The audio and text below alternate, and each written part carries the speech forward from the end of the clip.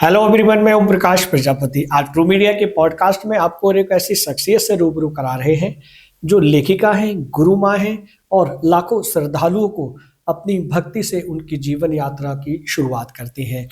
आप हैं प्रेममयी गुरु माँ। गुरु माँ, आपका ट्रू मीडिया के पॉडकास्ट में हार्दिक अभिनंदन है, स्वागत है।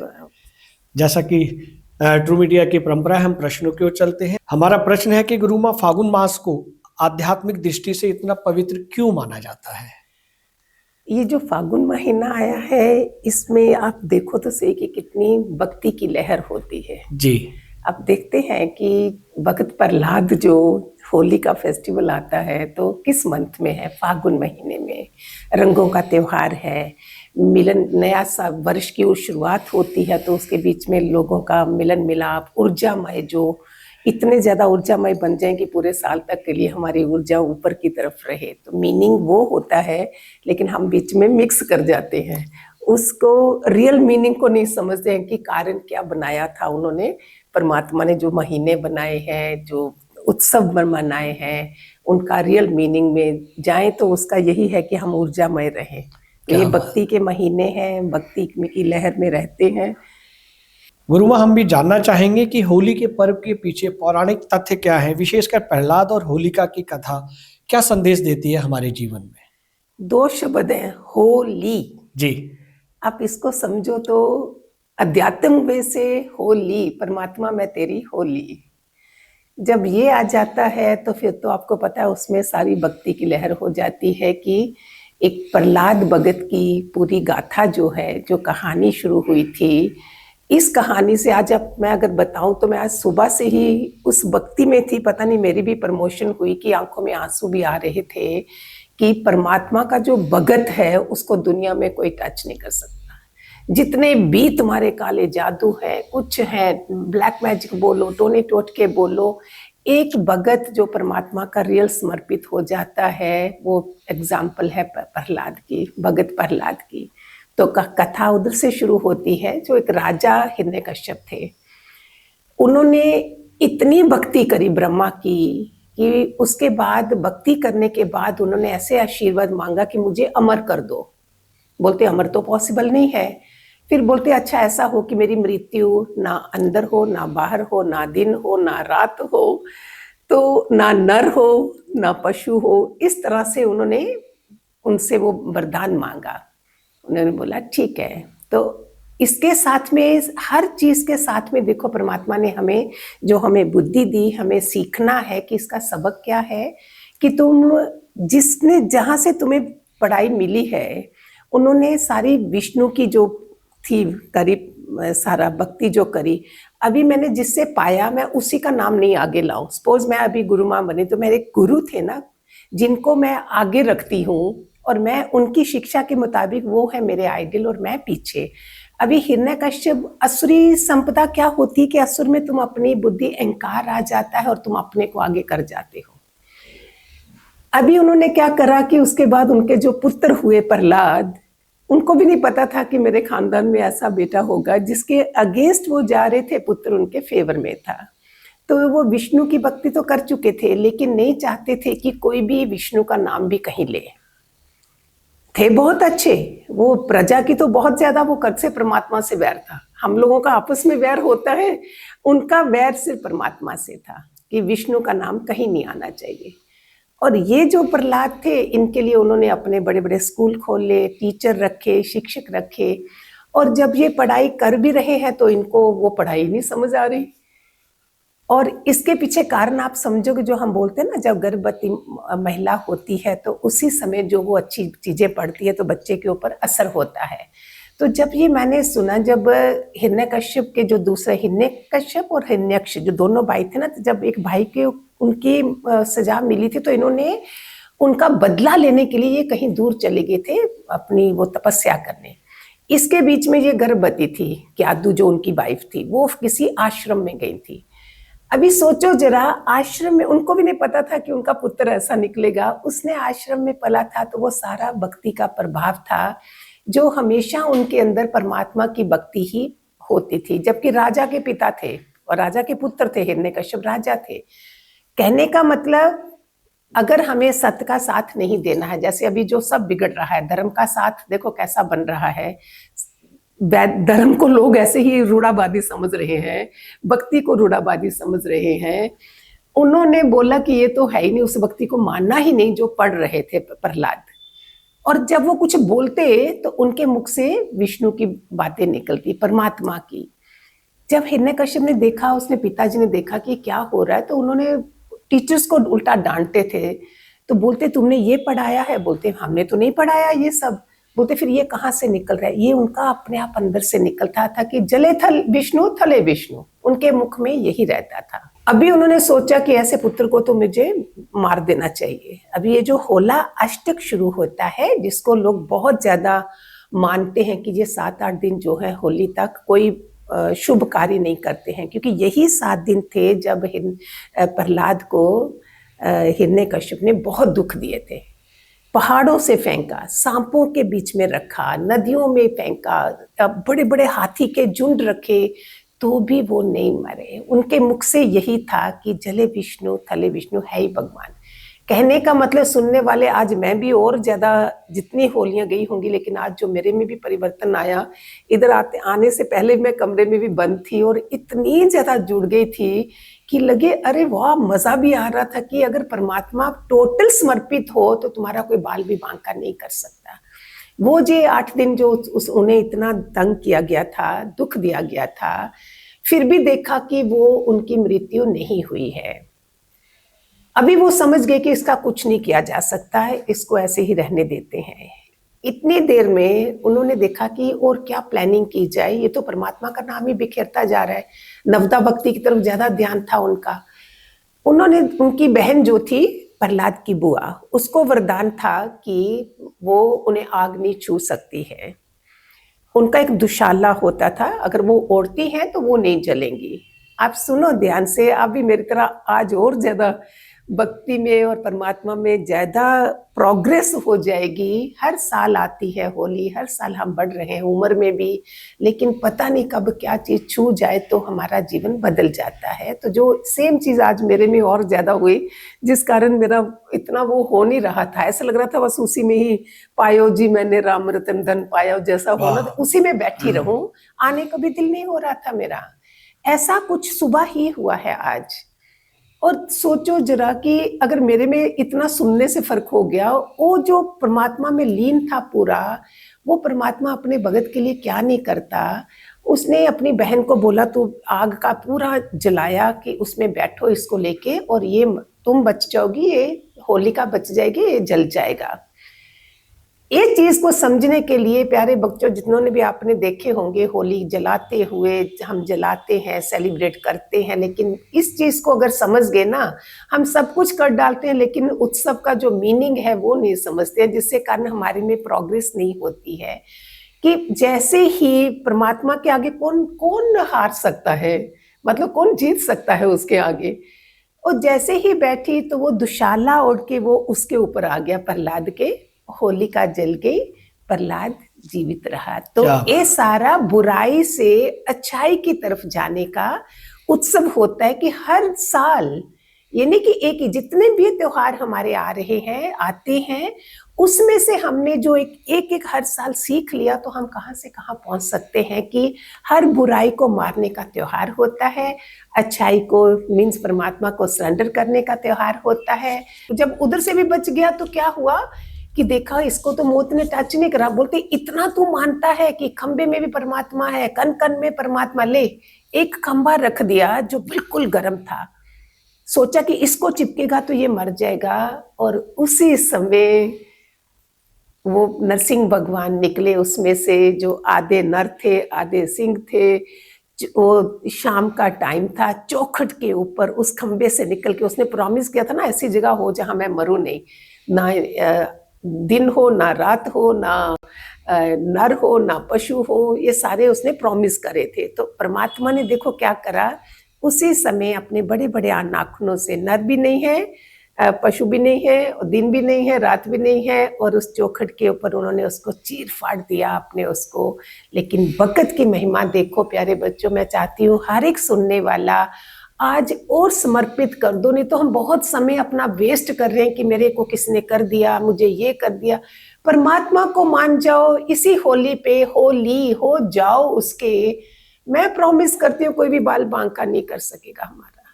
दूसरा भले कितनी दुश्मनी करे, लेकिन हमारे लिए, आज मैं भी बोलूं मेरे बहुत दुश्मन होंगे, सोशल मीडिया पे आओ तो हजारों दुश्मन बनते, लेकिन मेरे अंदर में मेरा एक भी दुश्मन नहीं है। तो ये गाथा जो है हमारी, हर साल हम सुनते होंगे, लेकिन कभी तो बदलाव आ जाए, कभी तो कोई घटना घट जाए जिसमें मेरे अंदर बदलाव हो। तो जब वो अच्छाई, बुराई से अच्छाई की तरफ गए, तो नेक्स्ट डे हमने रंगों को लेके उनसे हमने उत्सव मनाया। हम साले हिले मिले सारे इकट्ठे त्योहार मनाया, रंग फेंक के, जो 7 चक्रास हमारे हैं रंगों से भर गए और ऊर्जामय हो गए। जब सामूहिक हो गए हम तो ऊर्जा और फैल गई और हम एनर्जेटिक बन जाते हैं। बहुत अच्छी जानकारी गुरु माँ आपने हमारे दर्शकों को दी। दर्शक जो है बार बार आपको देख रहे हैं, पसंद कर रहे हैं, लाइक और कमेंट्स भी कर रहे हैं, का साधुवाद करते हैं।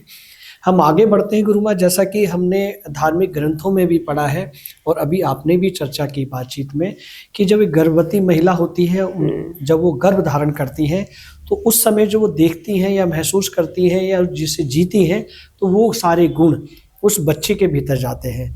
लेकिन वर्तमान में जो हम देश और विदेशों में जो परिस्थितियां देख रहे हैं वो ठीक नहीं है। प्रेम कम होता जा रहा है, प्यार कम होता जा रहा है। तो उन महिलाओं को जो गर्भवती हैं, गर्भ धारण करती हैं, हम आने वाली पीढ़ी, वो बच्चे कुछ अच्छा सीखें, देश का नाम करें, देश का गौरव बढ़ाएं, उन्हें किस तरह जीवन शैली जीनी चाहिए? मैं तो यंग मदर्स को हमेशा बोलती हूँ, जब भी बच्चों का होमवर्क करवाते हो, होमवर्क करने के बाद आप राम की रामायण की थोड़ी सी उनसे शुरुआत करा करो। राम के गुण धारण करें। They will respect the women, औरत की इज्जत देंगे। उनको पता चलेगा कि जो सारा जो खेल आज बुरे लोग भी हैं, अच्छे लोग भी हैं, लेकिन यंग मदर्स अपने बच्चों को समाज के लिए एक अच्छा व्यक्तित्व, एक अच्छा वो इंसान बना कर दे। मैं तो सब यंग मदर को, नाराज भी होती है, प्लीज सोशल मीडिया पे कम ध्यान दीजिए। अगर माँ बने हो तो एक्सीलेंट माँ बनो कि बच्चे के ऊपर इतना ऐसा प्रभाव हो कि कलयुग में सतयुग जैसी, राम जैसे बच्चे पैदा हो रहे हैं। राम राज्य फैला दो। बहुत अच्छी जानकारी आपने दी। हम आगे बढ़ते हैं। वर्तमान समय में होली के आध्यात्मिक स्वरूप को कैसे पुनर्जीवित किया जा सकता है? रंगों से। जब भी हम मिलते हैं, त्योहार हमारे को, हर साल त्योहार का आने का मतलब हम भूल जाते हैं। जैसे थोड़े दिनों बाद हम भूल जाएंगे। अभी शिवरात्रि हो गया, अभी दूसरा आया। कैसा प्यारा सनातन धर्म, हिंदू धर्म है, क्यों लोग इसको सीरियसली और आगे बढ़ाने में नहीं इतना सहयोग कर रहे हैं? नहीं किया है तो हम करना शुरू कर दें अभी, कि हमारे को हम ढीला नहीं पड़ जाएं। हम स्लो पड़ जाते हैं तो उसमें फिर दोबारा हर साल रिन्यू करने के लिए परमात्मा ने इतनी अच्छी हमारे लिए व्यवस्था करी हुई है, ऋषि मुनियों ने इतनी मेहनतें करी हैं। क्यों ना हम उनके आशीर्वादों से अपने परिवार, अपने आप को ऐसे वाला बनाएं कि हम और आगे आगे बढ़ते ही जाएं, पीछे रुके ही नहीं हम। बहुत अच्छी जानकारी दी गुरुमा। जैसा हमारी चर्चा हो रही है उस समय हम इस बात की भी चर्चा करेंगे कि होली है, दिवाली है, शिवरात्रि है, इस तरह के हमारे आध्यात्मिक पर्व इसलिए मनाए जाते हैं हर वर्ष, ताकि जो नई पीढ़ी, नए बच्चे, नई पौध है उसे देखे, सीखे और उसके प्रश्न करें और उसमें वो जी सके। इतना सब कुछ होने के बाद सनातन धर्म 5000 साल पहले से चल रहा है और जिसे हम देख रहे हैं बहुत पुरातन है, बहुत उससे भी ज्यादा पुरातन है। यस। उसके बावजूद भी हमारे बच्चों में संस्कार कम होते जा रहे हैं, संस्कारहीन होते जा रहे हैं। इस विषय में भी बताएं। देखो, बच्चों के लिए तो मैं बोलती हूँ ना, मदर्स को, पेरेंट्स को भी देखना है। उनका सबसे बड़ा रोल होता है। जब तक बच्चा, वो तो बोलते हैं गर्भ से ही बच्चे के संस्कार शुरू होते हैं। आगे अपना अपना भाग्य है।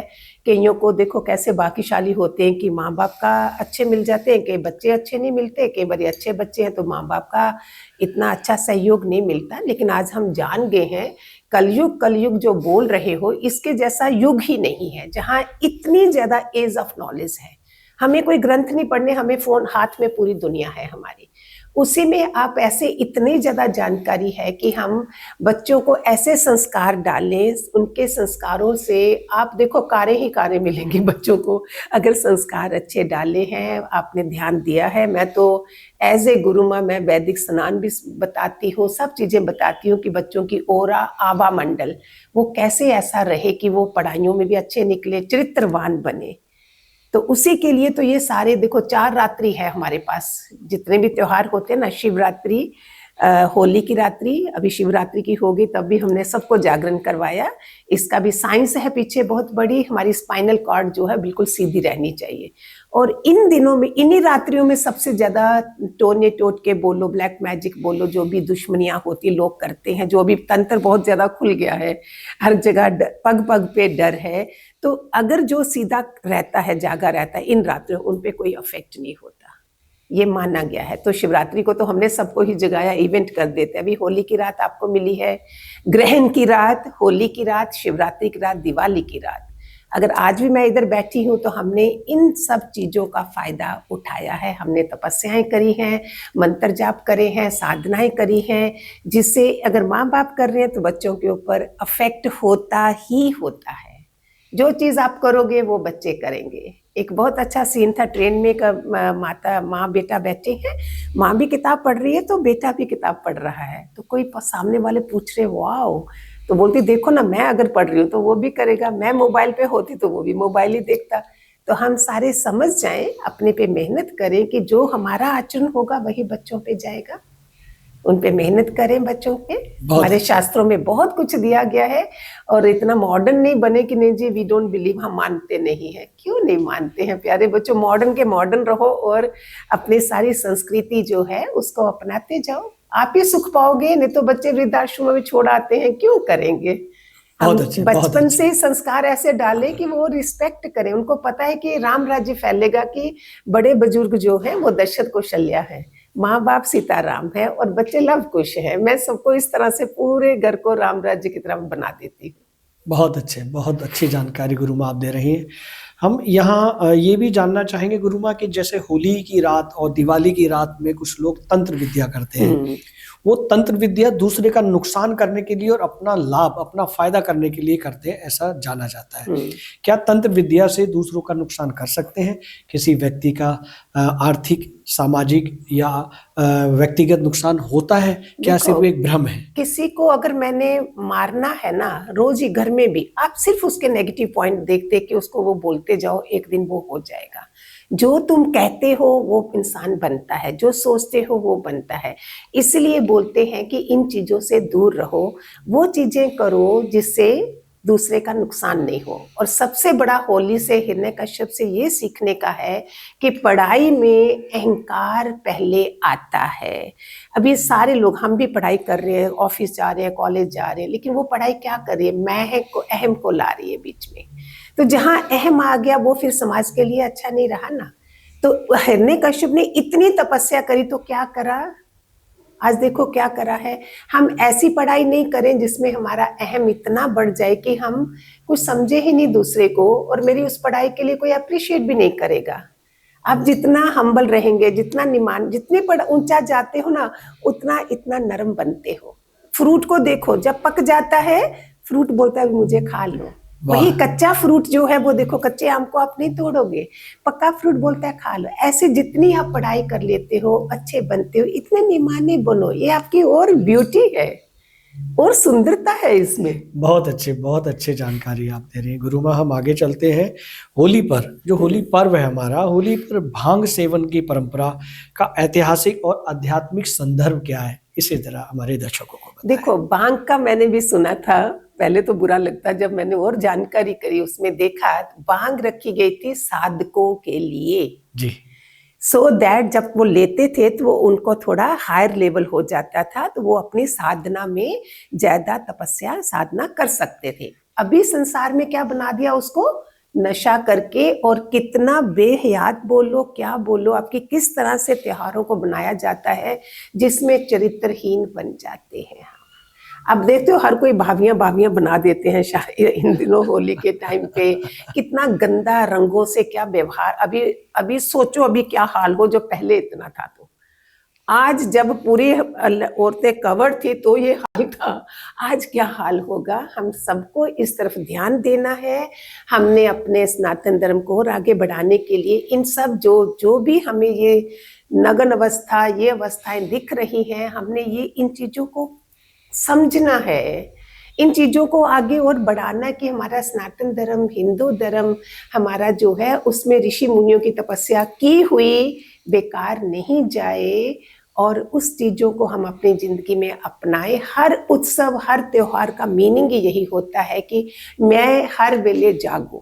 हम सो जाते हैं, 2 मिनट में आप ढीले पड़ जाओगे, एकदम से आप ठंडे पानी के छींटे देते हो कि हम थोड़ा जागे। अभी सब दुनिया ऐसे लगती है सोई पड़ी है, प्लीज जाग जाओ।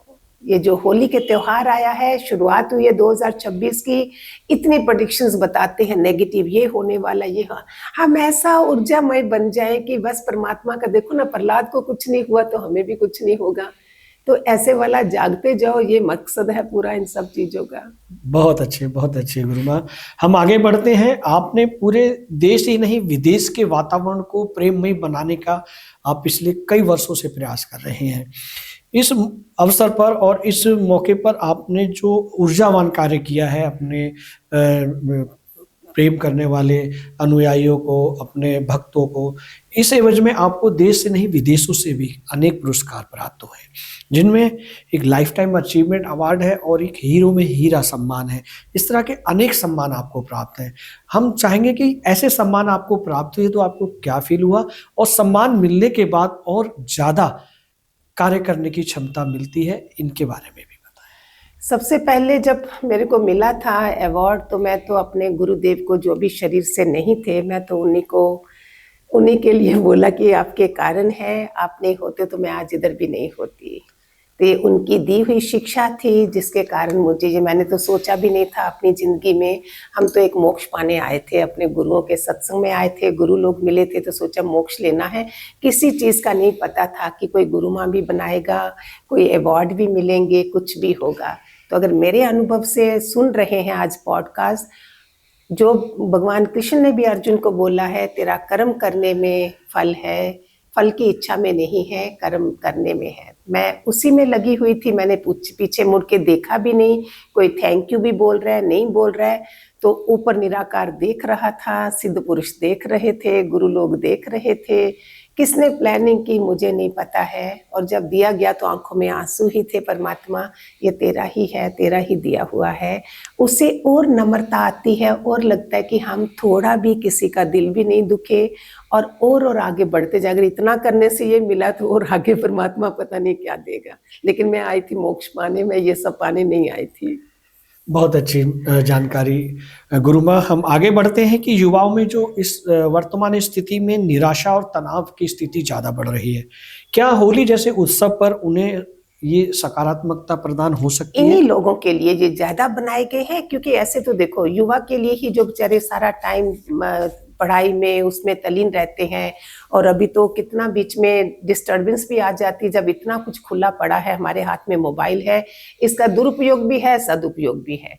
तो जब बच्चे थोड़ा ढीले भी पड़ जाते हैं, या ऐसा हो जाता है, तो ये त्योहार जो है ना, जब आप बाहर निकलोगे रंगों से, एक दूसरे से प्यार से आप ईमान, उस तरह से जो भाभीियों वाला मैंने बताया वो नहीं, उस तरीके से नहीं, ऊर्जा को आगे बढ़ाने के लिए आप घर से निकल रहे हो, आप उसमें प्यार से हाथ ऐसे रंग फेरते हो, वो रंग हमारे शरीर के पूरे शरीर में जब लगता है तो वो रंगों का जो 7 चक्रों का रंग है, अलग अलग रंग से वो हमारी ऊर्जा में बढ़ाता है। तो जो भी डिप्रेशन में, एंग्जाइटी में जो बच्चे हैं वो खिल जाते हैं। और पानी की बौछार भी, वो तो चलो बना दिया मजाक, लेकिन उसके लिए नहीं है, मेन है एनर्जेटिक बनने के लिए। जितनी ऊर्जा होगी उतना उत्साह होगा, इतनी आप अच्छी पढ़ाई कर सकोगे, वैसी आपकी दिनचर्या भी बनेगी। मीनिंग ये होता है, एक के बाद एक त्योहार आएगा, हर त्योहार में हम मजा लेते हैं और मिठाइयाँ भी बांटते हैं, खाते भी हैं, और खुशहाली में जो एनर्जी लेवल है ना, वो 5वें 6ठे चक्कर तक आ जाता है, और उससे देखो कितना मजा आता है। तुम कैसे बन जाते हो खिले हुए, डिप्रेशन एंग्जाइटी रहेगा ही नहीं, अंधकार रहेगा ही नहीं। वाह वाह वाह, बहुत अच्छे। गुरु माँ, हम ये भी जानना चाहेंगे कि जो युवा है वो अपने घर से होली की शुरुआत कैसे करे?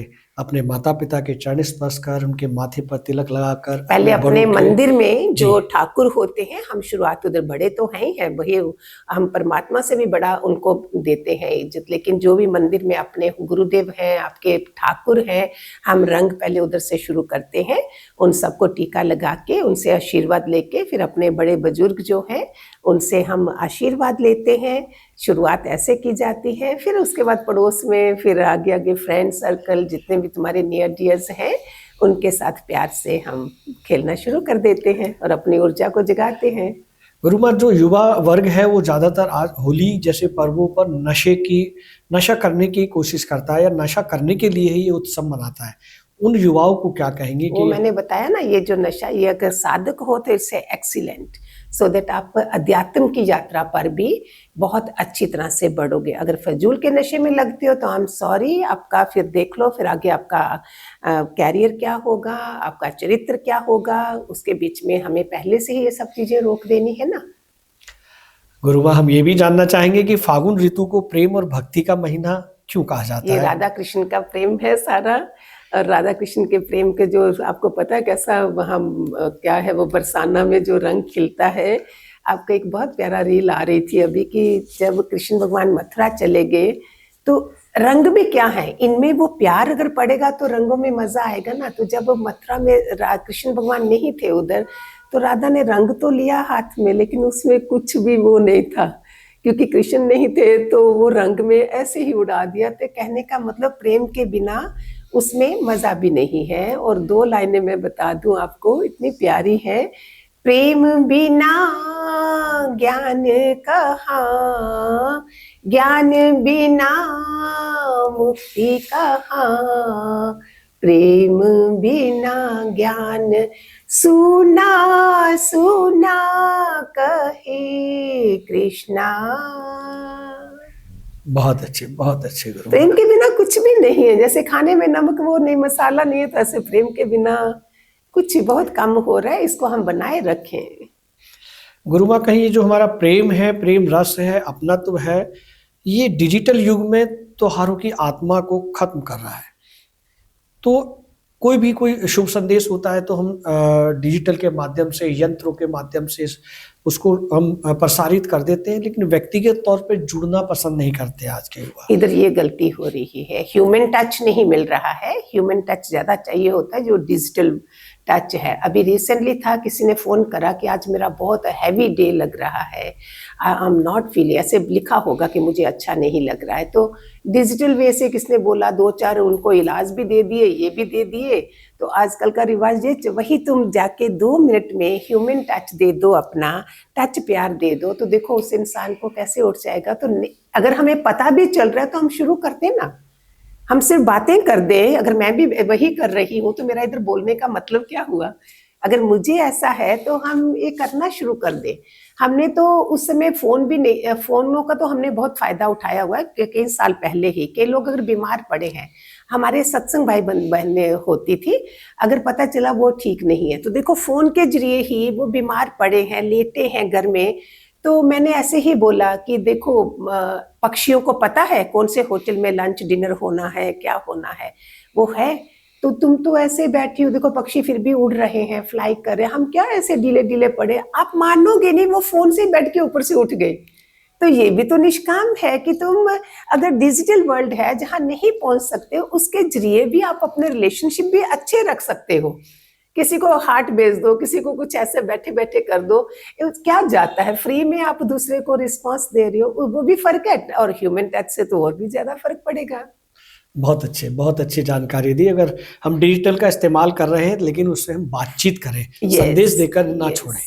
बहुत अच्छे गुरु। वीडियो कॉल करें, फिर क्या हो गया, लोग वीडियो कम करते हैं, उसमें देख फेस भी देखना नहीं चाहते हैं। सोचो जरा कैसा बन रहा है, इसको सुधारना है हमने, इसके पहले वो और पीक पे चला जाए, इसको हम संभाल ले। एक एक जना संभालना शुरू करेगा। पॉडकास्ट का मीनिंग ही होता है कि हम सुधर जाएं। मैं तो ज्यादा जाना पसंद नहीं करती, अगर मेरी बात से कोई नहीं सुधर रहा है तो मैं जाना नहीं पसंद करूंगी। अगर सुन रहे हैं तो हम सुधर जाएं, कुछ भी बात, कोई एक बात अपने अंदर लगा ले जिससे मेरा जीवन सुधर जाए। वाह वाह, बहुत अच्छी जानकारी गुरु माँ। हम ये भी जानना चाहेंगे कि आपकी संस्था दिव्य केयर फाउंडेशन होली के अवसर पर समाज के लिए क्या पहल कर रही है? समाज के लिए हमारा मेन होता है जो बेचारे बिल्कुल हाथ हैंडीकैप हैं, ब्लाइंड्स हैं, बेचारे देख नहीं सकते हैं, जिन लोगों को ज़्यादा नीडी लोग होते हैं, उनको उत्साह मिले, उनको जो अफोर्ड नहीं भी कर सकते हैं, उनको हम ज़्यादा से ज़्यादा प्यार, टच, खाना तो चलो कोई दे दो, वो तो बड़ी बात नहीं है, उनको जितना प्यार मिल सकता है वो ज़्यादा ज़रूरी होता है। उस तरह से हमारे लोग जाते हैं, हमारे लोग अपना खुद जाके अपने हाथों से भी काम करते हैं, हमें बोले ह्यूमन टच देते हैं। मैंने खुद अपना कितना ध्यान वो करती थी, मैंने परवाह नहीं करी है। हम एक एक के लिए हर चीज़ इस तरह से कि जो उसकी ज़रूरत है, कपड़े हैं तो कपड़े मिल जाएं, खाना है तो खाना मिल जाए, पढ़ाई है, एजुकेशन है, उसके लिए करते हैं। हर चीज़ के मेडिकल है, अब कितने फ़ोन आते हैं हमें कि लोग बेचारे बिल्कुल कोई किसी की यंग स्टूडेंट्स की अगर ब्रेस्ट सर्जरी हो रही है, पैसे नहीं है, हमें फ़ोन आएंगे, हम भी ज़्यादा जितना है इतना जितना हो सकता, चलो अगर 1000 भी तुम डाल सकते हो, नहीं 10,000 है, इतना भी करना शुरू कर दो तो दूसरे को थोड़ा सहयोग मिल जाता है। तो ये छोटी छोटी चीजें एक एक जना अगर ये करना शुरू कर दे तो बताओ हमारा इसमें इंसानियत भी रहेगी, कलयुग जो बोल रहे हो वो सतयुग के बराबर हो जाएगा। क्योंकि तुम एक दूसरे को सोल आत्मा पश्यंती आत्मा, तुम एक जैसा देख रहे हो तो परमात्मा की जो ब्लेसिंग्स हैं वो ऐसी होती हैं कि हम डॉक्टरों के पास कम जाते हैं। ये हमें डिवाइन केयर फाउंडेशन जो हमने एनजीओ खोला, मैं इसका सबसे ज्यादा अपने को देखा है कि हम खुद फिट रहते हैं क्योंकि हम दूसरों की दुआएं ले रहे हैं। दवाइयां नहीं खानी पड़ती, जहां दुआएं मिलती हैं। बहुत अच्छी जानकारी गुरु माँ। हम ये भी जानना चाहेंगे कि हमारे देश में इस समय वृद्ध आश्रमों की संख्या बढ़ती जा रही है। हाँ। और उच्च शिक्षा के लिए हम अपने बच्चों को विदेश भेजते हैं, उच्च शिक्षा के लिए, संस्कारों के लिए भेजते हैं, लेकिन वो विपरीत हो जाता है। वहाँ से बच्चे अपने अभिभावकों के लिए लाखों रुपए भेजते हैं कि आप खाना पीना केयर टेकिंग करें, लेकिन एक उम्र होती है जब एक शिशु होता है तो जब हम अभिभावक होते हैं तो उसे टच करते हैं, जो टचिंग की फीलिंग होती है वो गुड फीलिंग होती है।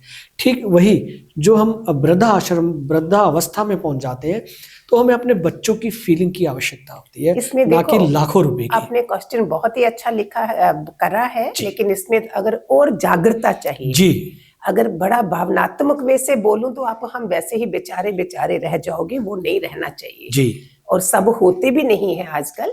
अगर आप सोचते हो कि मैं तो कर्मों के ऊपर बहुत ज्यादा पॉडकास्ट दिए हैं मैंने जी बहुत ही ज्यादा, कि कर्मों के बिना ये सब नहीं, सबके बच्चे तो नहीं होते ऐसा, है ना। तो कर्मों के ऊपर भी खेल है। इससे हमने जब घरों में ही रह रहे थे तो हमने बोला था कि कर्मों के बिना हम इस संसार में कोई भी नहीं मिलता है, चाहे विवाह के जरिए हम मिले, जहाँ जिस तरीके से भी कोई बच्चे तुम्हारे 200 साल पुराने दुश्मन बन के आ जाएंगे, कोई तुम्हारा सेवक आ जाएगा। तो हमें अगर पता चल गया, हमने माफिया मांगना शुरू करी तो उससे भी मैंने देखा हमारे सत्संग में लोगों के घर बहुत सुधर गए। बड़े बुजुर्ग जो सुधरते नहीं है वो काफी समझ गए। जब उन्होंने इस चीज को समझा तो कितनी चीजों से बच गए। उनके बच्चे उन्हें वृद्धाश्रम तक नहीं छोड़ने जाएंगे। अगर वो बच्चे फॉरेन में है, आपके लिए अटेंडेंट रखी है, आपके लिए सब रखा है, तो फिर इतना सारा जो आप ये वाला सोच रहे हो इमोशनल टच, उसमें से थोड़ा सा निकल जाइए, वही परमात्मा में लगाइए। क्यों हमारी 4 आश्रम बनाए हैं, उसमें वानप्रस्थी आश्रम भी है कि कब तक तुम चिपके रहोगे। इतना ही शुक्र है कि वो बच्चा इतना ध्यान दे रहा है, और इसके आगे बाकी तुम परमात्मा में मन लगाओ, बच्चा भी कंफर्टेबल रहेगा कि मेरे माँ बाप प्यारे हैं। हम इतना बर्डन तो नहीं बन जाओ कि वो इतना भी नहीं करें तुम्हारे लिए। इसमें थोड़ा सा उठ जाइए, जाग जाइए, इतना अपने को फिट रखें। मैं तो बोलती हूँ पानी ग्लास की सेवा भी नहीं लें किसी से, अपने को फिट रखो। इतनी जागरूकता आई है मोबाइल के जरिए, और हम अपने को फिट रख के हम बच्चों पे बोझा भी नहीं बने, और जितना वो कर रहे हैं इतना शुक्राना परमात्मा का गाए, और हम परमात्मा से जुड़े, अपने सत्संग करो, परमात्मा का नाम जप करो, और देखो तंदुरुस्ती भी रहेगी, बच्चे भी खुश रहेंगे, और व्यवहार भी अच्छा रहेगा। बहुत अच्छे। बड़ा दयामय मत बनो, ऐसे रहोगे तो फिर तो अभी जो जैसा टाइम आ रहा है वैसा बदलना भी है। वैसा नहीं बदलोगे तो आप जनरेशन गैप के कारण घुट घुट के ऐसे पड़े रहोगे तो लोग पूछेगा भी नहीं, कोई इतना भी कोई नहीं पूछेगा। ज्यादा से ज्यादा आईसीयू में फेंक देंगे, हॉस्पिटल में पड़े रहोगे, क्या फायदा है। थोड़ा जागरूकता लाए ना हम। वाह वाह, बहुत अच्छी जानकारी। सबको उठाना है, सबको जगाना है कि अपने पांव पे खड़े हो जाओ। जितनी भी उम्र है हमारी, आजकल किसके पास टाइम है देखने को भी। हम अपने को इतना तो बनाएं कि हम अपने को संभाल सके, इतना बना लें अपने को। बहुत अच्छी जानकारी दी। गुरु हम आगे बढ़ते हैं कि क्या होली केवल बाहरी रंगों की है, क्या यह आत्मा को रंगने का भी उत्सव होता है? मेन पर्पस हर त्योहार का आत्मा को जगाने का, ऊर्जा बनाने का, आगे अध्यात्म में बढ़ने का उत्सव है।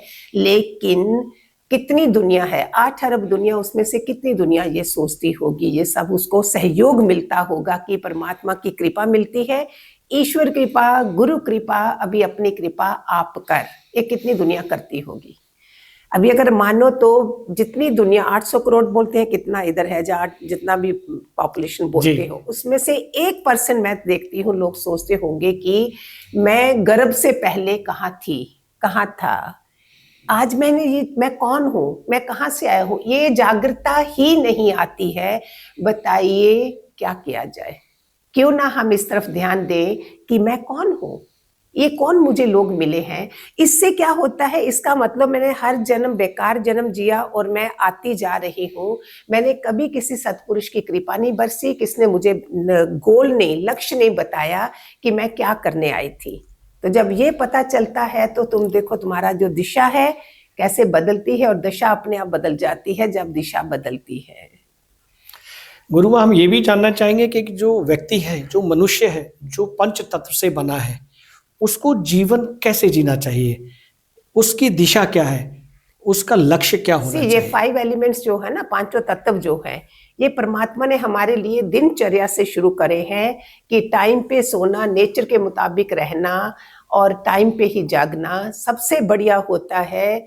सूरज से पहले जो बोलते हैं खाना खा लीजिए, अगर उसके बाद खाना खा रहे हो तो आप कैंसर, बीमारियां ये सब बना रहे हो, क्योंकि रात को हमें ये सब एनर्जी नहीं चाहिए। तो अगर आप सुधर जाएं, हम अपनी दिनचर्या बना लो, 10 बजे सो जाओ और 3-4 बजे जो ब्रह्म मुहूर्त है, किसी और पॉडकास्ट में मैं इसकी महिमा बताऊंगी तो आप पागल हो जाओगे कि हमारे ऋषि मुनियों ने क्यों बनाया था। इतने बजे उठ जाओ, और कारण यह है कि उस समय सारे जो सत्पुरुष, सिद्ध पुरुष होते हैं, जो हिमालय में भी हैं, इन सब का समय होता है, वो हमारी हेल्प कर रहे होते हैं। अगर सपोज मैं 3:30-4 बजे बैठ गई हूँ, मैं ज्ञान मुद्रा में ऐसे बैठी हूँ, तो मेरे ऊपर से उन सब सिद्ध पुरुषों की आगे बढ़ने के लिए आशीर्वाद बरस रहे होते हैं, जिस कारण से उस समय का जिनको पता है वो फायदा उठाते हैं और अपनी दिनचर्या इतनी सुंदर बनाते हैं कि आपका वर्ल्डली वाइज जो कैरियर है वो भी एक्सीलेंट होता है, लोक भी और परलोक भी सुधरता है। बहुत अच्छी, दोनों बहुत चीजें हैं, ऐसा नहीं कि हम इधर ऐसे जिए, क्योंकि परमात्मा ने हमें सब कुछ करने के लिए सब दे दिया है, सिर्फ सुख ने, पूरा सुख नहीं दिया था। इसमें भी एक कहानी है, जब भगवान कृष्ण ये पूरा इंसान को बना दिया, उसके बाद वो कुछ देने लगे तो उन्होंने ना हाथ पीछे कर लिया था, तो रुक्मिणी ने देख लिया था। रुक्मिणी ने बोला ये क्या है, बोलते नहीं, इस इंसान को तो मैं पूर्ण सुख दे रहा था, लेकिन सोचा नहीं फिर तो ये मुझे ढूंढेगा ही नहीं, मेरे ये पता ही नहीं करेगा कि क्या है, परमात्मा किसने बनाया है क्या है, तो इसलिए मैं इसको पूरा सुख नहीं देता हूँ। तो मैंने अपने सत्संग में भी सुना था कि हर इंसान को 2.5 सुख भी पूरे नहीं मिलते हैं। 2.5 सुख क्या है, शरीर का, कुटुंब का और धन का। तो आप देखो तीनों जो बड़े बड़े भी मैं नाम नहीं लेना चाहती, उनको भी ये पूर्ण सुख नहीं है, चाहे संतान के जरिए, चाहे शरीर के जरिए, या कुटुंब के जरिए। क्या बात है, बहुत तो अच्छी। इसको भी पाने के लिए बहुत भाग्यशाली होना पड़ता है। तो परमात्मा ने इसलिए हमें पूर्ण नहीं दिया कि हम परमात्मा की खोज भी करें, क्योंकि उस अपने घर में भी तो जाना है, इधर ही थोड़ी रहना है, और जानना भी है कि बार बार आवागमन मैंने तो खत्म करना है, मैंने तो नहीं आना है। हमने गुरुओं की बहुत कृपा बरसी है कि हमें बार बार अभी गर्भ में नहीं आना, ये है लक्ष्य अपना। आप भी देखिए अपना, जागिए, जानिए इस त्योहार पे।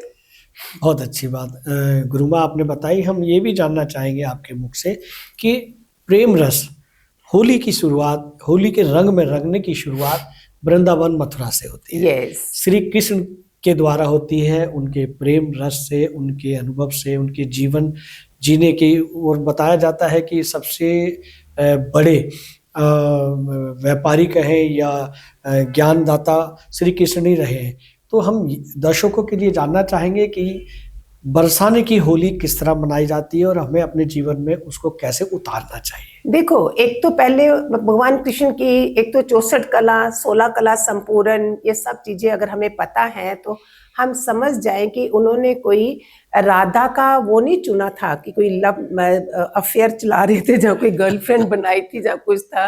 ये राधा का उल्टा अगर करोगे तो धारा बन जाता है। उसमें मीनिंग, अध्यात्म वे से मीनिंग है कि हमें परमात्मा से तेल की धारा की तरह जुड़े रहना है। वाह, इसको उसको राधा बोलते हैं कि राधे राधे राह दिखा दे, राधे राधे राम मिला दे, राधे राधे श्याम मिला दे। ये क्यों बोला? वो सिफारिश की जाती है, जैसे राम को मिलना तो हनुमान के जरिए सिफारिश की जाती है। तो ऐसा प्यार जो है वो हमें आए ही धरती पे प्यार सिखाने के लिए, जो आगे बढ़ते बढ़ते जो डिजिटल वर्ल्ड में आते आते उस प्यार की कमी हो गई है। तो ये त्योहार हमें फिर प्रेम का, रंगों का त्योहार इसलिए मनाया जाता है कि उसको हम रेन्यू कर सके और उस प्यार को दोबारा से अपने अंदर एक दूसरे के प्रति भर सके। वाह, वाह, वाह, वाह। प्रेममयी गुरु माँ, हम आपसे जानना चाहते हैं कि आपकी दृष्टि में प्रेम और ज्ञान के माध्यम से दुनिया को चंगा करना होली के संदर्भ में कैसे साकार है? ये मिठाई विठाई जो खिलाते हो आप, वो है। दूसरा, गिले शिकवे सब खत्म कर दो, शिकायतें खत्म कर दो और गले लग जाओ। शिकायत का मैं बोलती हूँ ना, इसमें शकुनी कंस यम तम, हाँ, ये आता है जब भी हम पूरा दिन, देखो सबके अंदर से शिकायतें होंगी। शुक्राना करोगे तो शंकर कृष्ण नानक राम, शुक्राना, शंकर कृष्ण राम नानक, तो ये सत्पुरुषों के अवतारों के नाम आ गए। शुक्र है प्रभु, शुक्र है। किसने अगर बात भी नहीं करी, अगर किसने दुख भी दिया तो भी शुक्र है कि मुझे तेरे साथ जोड़ा, उस चीज में भी शुक्राना आ गया। शिकायतों से भरे रहोगे तो नेगेटिव ऊर्जा रहेगी। और ये त्योहार आया है कि नेगेटिव से पॉजिटिव होना है, सबको गले लगाना है और मजा करना है। क्या बात है, क्या बात है।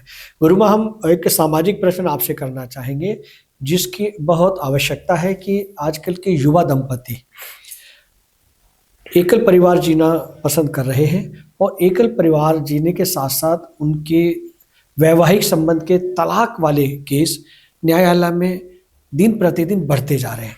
उन्हें कैसे रोका जाए? उनमें प्रेम जो छूट रहा है, टूट रहा है, उसे कैसे रोका जाए? देखो, क्वेश्चन कितना प्यारा करा है और ये कितना जरूरी होता है। आप लोग मानोगे, मैं 27 ईयर्स ओल्ड थी जब मैं सत्संग में लग गई थी गुरुओं से, और पहली शिक्षा यही थी। मैंने सोचा था कि मैं अगर ज्ञान शुरू करूंगी तो यंग लड़कियों के लिए करूंगी, जो शादी से पहले सब कुछ माँ बाप दे देते हैं, सारे डायमंड के भी, हीरे के भी सेट दे देते हैं, सोने चांदी के भी। ये वाला ज्ञान नहीं होता है, जो अभी तो और भी जरूरी है। इसमें सहनशीलता की कमी आ गई। जितनी आजादी मिली उसमें हमने सहनशीलता कम कर दी, जिसके कारण घर टूट रहे हैं। आप मानोगे, हमने अभी तक 10-12 डाइवोर्स तो बचाए हैं लोगों के, और बड़े टॉप के। ऐसा भी नहीं कि they were not educated and all. और जितने भी मेरा फोन भरा होता है, 3-3 डाइवोर्स, एक भी नहीं, 3-3 डाइवोर्स करके रो रही हैं, पढ़ी लिखी हैं। एक ने तो मेरे को फोन करा, वो उनको नहीं पता था मैं गुरु माँ हूँ। वो स्क्रॉल करते करते उनको मेरी शक्ल दिखाई दी होगी, कोई रील, तो लगा कि मैं इनसे बात करूँ। ये रिसेंटली बात है, 21st फ्लोर से कोई सुसाइड करना चाहती है, वेल एजुकेटेड वर्किंग विमेन। मैंने बोला क्यों? तो बताने लगे कि पहले में ऐसे हुआ, दूसरे में ऐसे हुआ। तो देखो, मैंने बोला पहले प्रॉमिस करो कि सुसाइड नहीं करना, तुम्हारी गति नहीं होगी कभी भी।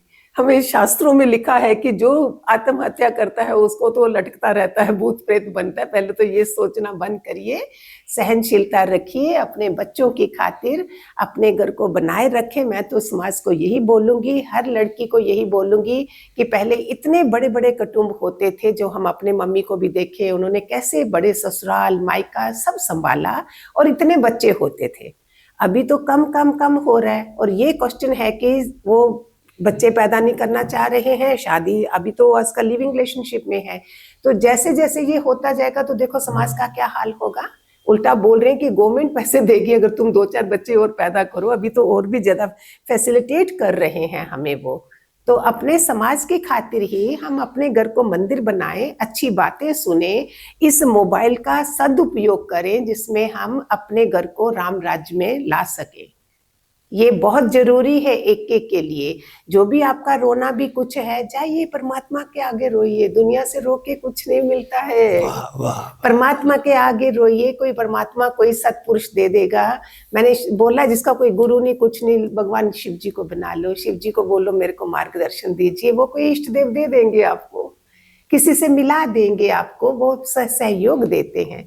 लेकिन ये सब जो कर रहे हो छोड़ दीजिए, नहीं तो बच्चों के ऊपर बहुत बुरा असर होता है। फिर वही बच्चे देखो क्या बनते हैं, वही समाज को तबाही होते हैं। बहुत अच्छी जानकारी दी आपने, और ये जानकारी हमें लगता है कि टूटते हुए घरों को जोड़ने में बहुत ही सहायक साबित होगी। गुरुमा, हम चलते चलते एक और मैं बता दूं, मैंने सुना था कपिल मुनि जो थे ना, गंगा सागर है कलकत्ता में, जी, मकर संक्रांति पे जो निकलते हैं, वो आइलैंड आता है ऊपर जी। 21 महीने का गर्भ था प्यारे बच्चों। पहले जब तक कंप्लीट बच्चा नहीं हो जाता तब तक ये नहीं होता, करते करते सहनशीलता कम हुई तो 9 महीने का बना दिया। अभी भी कई बार इस चॉइस रख लेते हैं कि ये दिन अच्छा चलो सिजेरियन कर दो, ये कर दो, तो देखो सहनशीलता करते करते कहाँ आ गई और घरों की क्या तबाही। हम क्यों ना बचाना शुरू कर दे। जैसे ही हम सुने सोचो बोलो नहीं, हम पतिदेव राम है, मैं सीता हूँ, सास ससुर पर वो है दशरथ कौशल्या है, बच्चे मेरे लव कुश हैं, करना तो शुरू करो। हमें मिले हैं ऐसे फीडबैक मिली है लोगों से, घर सुधर गए हैं लोगों के। बड़ी बड़ी बातें भी हम नहीं करते हैं हिमालय की, हम इधर कैसे रहना है गृहस्थ आश्रम में, वो जरूरी है, उस पर ध्यान दीजिए।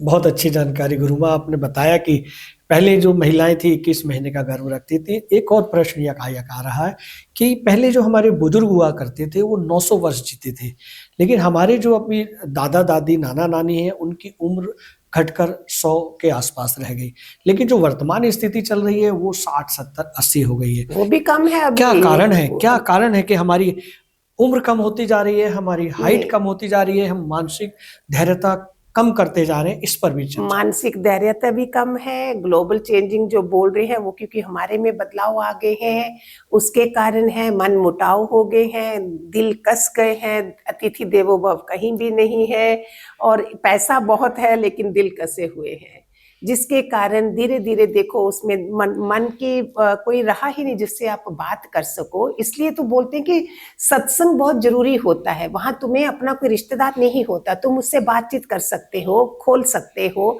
जिससे मन की बीमारी नहीं बनेगी और तुम उम्र भी तुम्हारी कम नहीं होगी और तुम अच्छा खिले खिले रहोगे। तो किसी को तो इष्ट देव बनाना पड़ेगा ना कुछ अच्छी बात के लिए। मूर्ति तो मुझे जवाब नहीं देती है, तो मुझे ऐसा परमात्मा से बोलो, मुझे किसी से मिला देगा और आप करिए उससे, अपना दिल का दुखड़ा खोलिए और अपना जीवन सुंदर बनाइए, और उम्र भी देखो कितनी अच्छी लंबी होती जाएगी। क्यों होगी, खुशहाली में जिएंगे हम, हमें जीने का ढंग आ जाता है सारा। जो व्यक्ति गृहस्थ जीवन में जीवन जी रहे हैं, क्या उनको अपना एक गुरु बनाना चाहिए, आध्यात्मिक गुरु बनाना चाहिए? अगर गुरु बनाए तो उनका चयन कैसे करें, ये भी हमारे दर्शक। आपका क्वेश्चन है कि क्या भगवान खुला बैठा हुआ है ऐसे ही गुरु मिल जाएगा? आप तो अध्यात्म की क्लास को तो ऑर्डिनरी बना रहे हो। मेरे एक्सपीरियंस से ये लॉन्ग जर्नी है, रीइंकार्नेशन तो है, ये हम मानते हैं ना कि हम एक ही जन्म नहीं है, हम कई जन्मों से 84 लाख योनि से आ रहे हैं। अगर मैं अपना देखूं तो मैं 200 300 500 पता नहीं कितने जन्मों से अध्यात्म की तरफ, तो गुरुओं की तरफ भी ध्यान जाता है। ऐसा नहीं है कि आप बनाने जाओगे मिल जाएगा, शुरुआत करो, अगर बड़ी किस्मत है तो आप शुरुआत करिए किसी मंत्रधारी गुरु से, मंत्र जाप से शुरुआत करोगे। ये साधना के समय होते हैं, जो अभी होली का रात भी आ रही है, आप मंत्र सिद्ध कर सकते हो, जो भी मंत्र, अगर मंत्रधारी गुरु हैं भी हैं उनके मंत्र सिद्ध कर सकते हो इन वाली रातों को। और शुरुआत करिए किसी मंत्र से, और कुछ नहीं तो ओम नमः शिवाय से है, हमने शिवरात्रि में भी बोला था, ये आज से शुरू करके इसको कंटिन्यू रखोगे तो आप आगे आगे बढ़ते जाओगे। तो ये जो गुरुओं की बात कर रहे हो, फिर आगे आगे जब आपका वैसा पवित्रता आ जाती है तो आपको चलते चलते मिल ही जाएगा। When the disciple is ready, the master is there, बोलते हैं ना, ये बना हुआ है। पहले शिष्य तैयारी तो हो उसकी, गुरु अपने आप पीछे आ जाते हैं। क्या बात है, आपने तो बहुत हल्का सा ये बना दिया। अध्यात्म की राह को लोग समझते गीता ऐसे ही समझ लेंगे, और पढ़ाइयां करने दूसरी ऑक्सफोर्ड यूनिवर्सिटी, हार्वर्ड यूनिवर्सिटी जा रहे हो और गीता को ऐसे ही समझ जाओगे। अपने से कोई टीचर नहीं चाहिए आपको, लेकिन उसके लिए भाग्य चाहिए। भाग्य करने के लिए परमात्मा तुम्हें कोई दे देगा। तुम्हारा आचरण, तुम्हारा चरित्र जो है ये जन्मों से बनता आता है प्यारे बच्चों। नहीं है तो इस जन्म को सार्थक कर लीजिए। अगर मुझे आज बुलाया है, इस जन्म को बेकार मत जाने दीजिए। मुझे ये 2% काम है जो हम इस शरीर में है, ये गाड़ी मिली है मुझे, इसमें मैं अंदर जो बैठी है, नहीं तो मुर्दा थोड़ी बोलता है। हम सबके अंदर, मेरे अंदर है, आपके अंदर भी राम राम जो बोलते हैं, आपके अंदर भी राम है, मेरे अंदर भी राम है। उस राम को, उस तत्व को हमने आगे बढ़ना है, हमने बोध को आगे बढ़ाना है, बुद्ध तत्व को प्राप्त होना है। ये लक्ष्य होना चाहिए सबका। यही ऑर्डिनरी बन के जाना या एक्स्ट्रा ऑर्डिनरी बन के जाना दुनिया से? बताइए, आपका नाम किस में आना चाहिए? आप दुनिया से जाओ तो परमात्मा भी देखे कौन महारथी धरती से आ रहा है। ऐसे क्या फायदा है ऐसे इमोशनल होके, ये होके जीने का? टाइम चले गए हैं, जैसे टाइम आ रहे हैं हम वैसा नहीं रहेंगे। मन को मजबूत नहीं बनाओगे तो हर दूसरे दिन हार्ट अटैक से रोते रहोगे, चुभ गया, ये हो गया, ये क्या मतलब है? बहुत अच्छा संदेश आपने दिया। और चलते चलते हम ट्रू मीडिया चैनल के माध्यम से आप युवाओं को क्या संदेश देना चाहेंगे कि वो निराशा से निकलकर जीवन में रंग भर सके? उठो, जागो और देखिए जितने सक्सेसफुल लोग हुए हैं। मैं नहीं बोलती नहीं अध्यात्म में आना नहीं है, वो परमात्मा अपने आप ले आएगा। जितने सक्सेसफुल सफलता वाले लोग हैं उनको पढ़िए, देखिए, सुनिए। वो भी आपकी तरह आराम से आलसी होके पड़े रहते तो क्या आज ऐसा बनते? आपको भी जागना, आलस्य जो है उसको दूर करोगे तो आपके आगे प्रकृति आपके चरणों में खड़ी होगी सारी। आपको निकलना है, सुबह 20 मिनट के लिए योगा जो ये करना है, नंगे पांव घास पे चलना है, आपको पानी खूब सारा पीना है। पांचों तत्व हमें साथ देते हैं। बाहर खुली हवा में वायु तत्व भी आ गया, नीचे मदर अर्थ जो धरती माँ का भी हो गया, जल, वायु, अग्नि, आकाश, धरती, सारे के सारे हमें आशीर्वाद लगते हैं। इससे हमारी दिनचर्या अच्छी होती है, खुशहाली होती है, चरित्र अच्छा बनता है और हमारा जॉब, नौकरी जहां भी हो वहां भी खुशहाली से रहते हो। बहुत अच्छी जानकारी आपने गुरु माँ हमारे ट्रू मीडिया के दर्शकों को दी।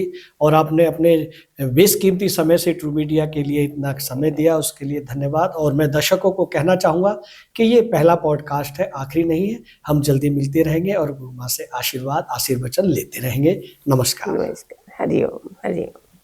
अगर आप ये वीडियो YouTube पर देख रहे हैं तो हमारे चैनल को सब्सक्राइब करें और बेल आइकन को दबाना ना भूलें। अगर आप Facebook पर ये वीडियो देख रहे हैं तो हमारे पेज को लाइक करें।